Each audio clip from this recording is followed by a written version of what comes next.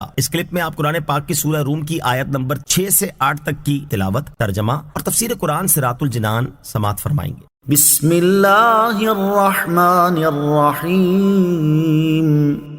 ترجمہ، اللہ کے نام سے شروع جو نہایت مہربان رحمت والا ہے۔ وعد اللہ لا یخلف اللہ وعدہ ولکن اکثر الناس لا يعلمون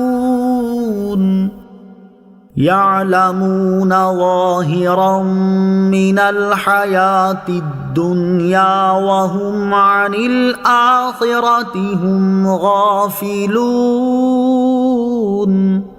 ترجمہ، اللہ کا وعدہ ہے، اللہ اپنے وعدے کے خلاف نہیں کرتا، لیکن اکثر لوگ جانتے نہیں، آنکھوں کے سامنے کی دنیاوی زندگی کو جانتے ہیں اور وہ آخرت سے بالکل غافل ہیں۔ وعد اللہ، اللہ کا وعدہ، یعنی اللہ تعالیٰ نے رومیوں کے فارس والوں پر غالب آنے کا وعدہ فرمایا ہے، اور اللہ عز و جل کی شان یہ ہے کہ وہ اپنے کسی وعدے کے خلاف نہیں کرتا، کیونکہ اس کا کلام سچا ہے اور اس کا جھوٹ بولنا قطعی طور پر محال ہے۔ لیکن اکثر کفار اپنی جہالت کی وجہ سے اس بات سے بے علم ہیں کہ اللہ تعالیٰ اپنا وعدہ پورا فرماتا ہے۔ یعلمون، جانتے ہیں۔ اس آیت میں کفار کے علم کی حد بیان کی گئی کہ وہ لوگ بس اپنے معاشی معاملات کے بارے میں جانتے ہیں کہ کیسے کام کیے جائیں، کس طرح تجارت کی جائے اور کس وقت باغبانی اور کاشتکاری کی جائے اور کب کٹائی کی جائے، جبکہ وہ اپنی آخرت سے بالکل غافل ہیں، نہ اس میں کوئی غور و فکر کرتے ہیں اور نہ ہی اس کے بارے میں معلومات رکھتے ہیں۔ موجودہ دور میں مسلمانوں کی علمی اور عملی حالت، اس آیت میں کفار کی جو علمی اور عملی حالت بیان کی گئی اسے سامنے رکھتے ہوئے غور کیا جائے تو فی زمانہ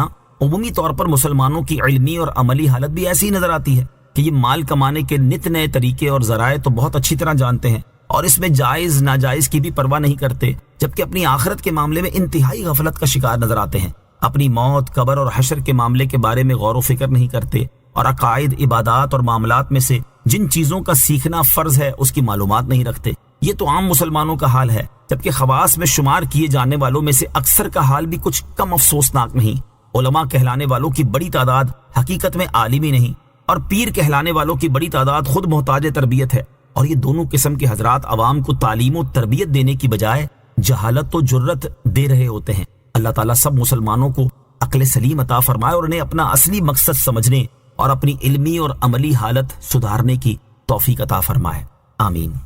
اولم يتفکروا فی انفسهم ما خلق اللہ السماوات والارض وما بینہما الا بالحق واجل مسمى وَإِنَّ كَثِيرًا مِّنَ النَّاسِ بِلِقَاءِ رَبِّهِمْ لَكَافِرُونَ۔ ترجمہ، کیا انہوں نے اپنے دلوں میں غور و فکر نہیں کیا کہ اللہ نے آسمانوں اور زمین اور جو کچھ ان کے درمیان ہے سب کو حق اور ایک مقررہ مدت کے ساتھ پیدا کیا، اور بے شک بہت سے لوگ اپنے رب سے ملنے کے منکر ہیں۔ اولم یتفکروا، کیا انہوں نے غور و فکر نہیں کیا؟ اس سے پہلی آیات میں کفار کے حوالے سے بیان ہوا تھا کہ وہ اللہ تعالیٰ اور قیامت کے دن کے منکر ہیں، اور اب یہاں سے وہ اسباب بیان کیے جا رہے ہیں جن سے بندہ اللہ تعالیٰ پر ایمان لانے کی طرف راغب ہو سکتا ہے اور اسے آخرت کے بارے میں علم بھی مل سکتا ہے۔ چنانچہ ارشاد فرمایا کہ کفار مکہ کی نظر صرف دنیاوی زندگی کی زیب و زینت پر ہے اور وہ اپنے دلوں میں غور و فکر نہیں کرتے۔ اگر وہ ایسا کرتے تو جان لیتے کہ اللہ تعالیٰ نے آسمان، زمین اور جو مخلوقات ان کے درمیان ہے ان سب کو بیکار اور باطل نہیں بنایا، بلکہ ان میں بے شمار حکمتیں رکھی ہیں تاکہ لوگ ان میں غور و فکر کر کے انہیں بنانے والے کے وجود اور اس کی وحدانیت پر استدلال کریں اور اس کی قدرت و صفات کو پہچانیں۔ اور اللہ تعالیٰ نے ان چیزوں کو ہمیشہ کے لیے نہیں بنایا بلکہ ان کے لیے ایک مدت معین کر دی ہے،